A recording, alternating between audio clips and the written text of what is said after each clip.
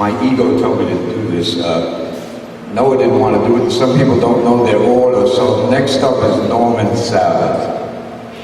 And I'm Steve, by the way, so.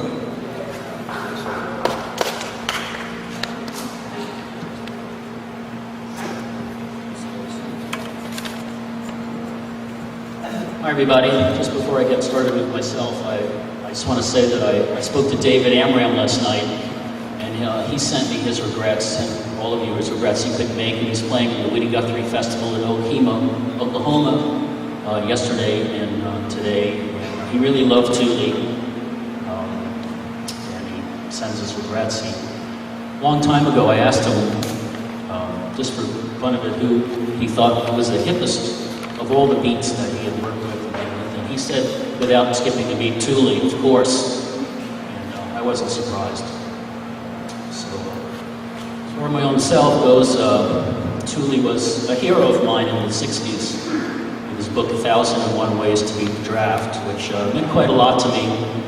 It was a humorous book on the insanity of war. And in the early 90s, I kept running into him, and we became pretty good friends, which was a real thrill for me. I spent a lot of time with Tuli in his septuagenarian years, and a bit beyond that, from about 1993 to 2005, helping him with Revolting News, the cable video show we did together on Manhattan Neighborhood Network.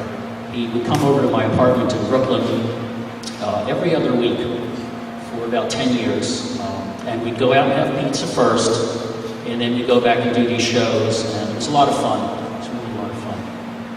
My late pet bird cockatiel, Arky, took a special liking to Tuli, and during the filming, he liked to stand on Tuli's head, and Tuli let him, and I think we made TV history with that.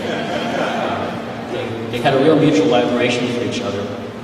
In time, Tuli called Arky the real brains behind our program.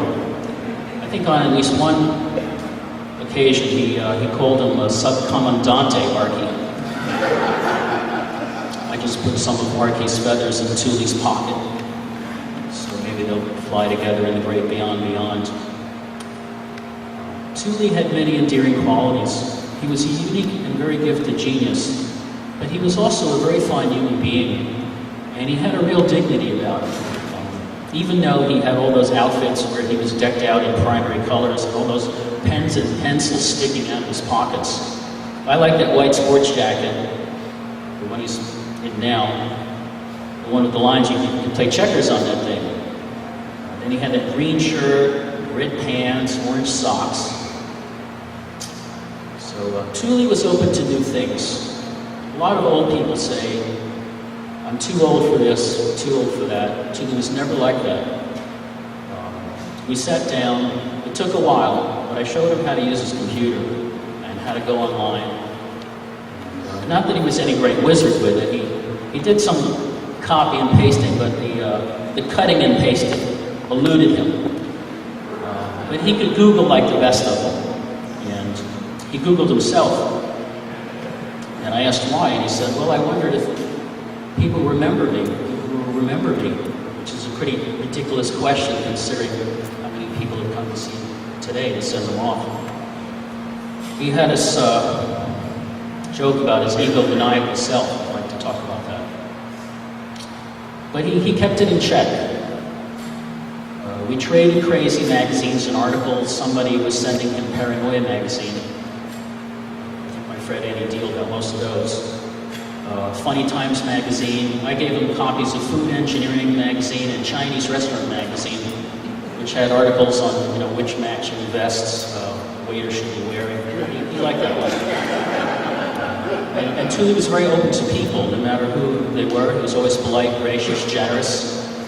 He came to see me many times when I started to perform my own music around town, and I really appreciated that and his encouragement. It really helped me. Another thing about Tuli, he was here in the now. He wasn't stuck in his past or nostalgic about being some kind of former star.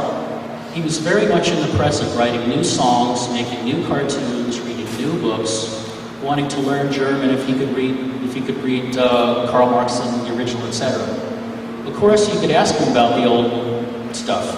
But he didn't brag or show off that he had met John Lennon and Lenny Bruce and corresponded with Henry Miller, knew people like that.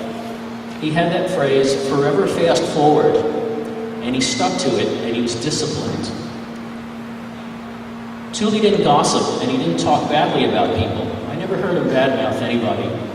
He saved his vitriol for the powers that be, all the hypocrites, the warmongers, and all those greedy people. But he didn't badmouth people that he knew. So among other things, Tuli was just a great role model for getting older. With that great curiosity of his and his kindness and all those great qualities until he got sick. And then he was a total pain in the ass. But most people are like that when they get sick. So we have to forgive them. Samara and her posse from Maine, Brendan and Sky, and of course Thelma, and Sylvia and Noah, deserve many, many accolades for helping him this past difficult year.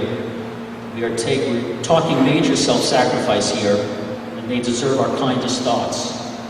And my man Tuli was golden, and I loved him.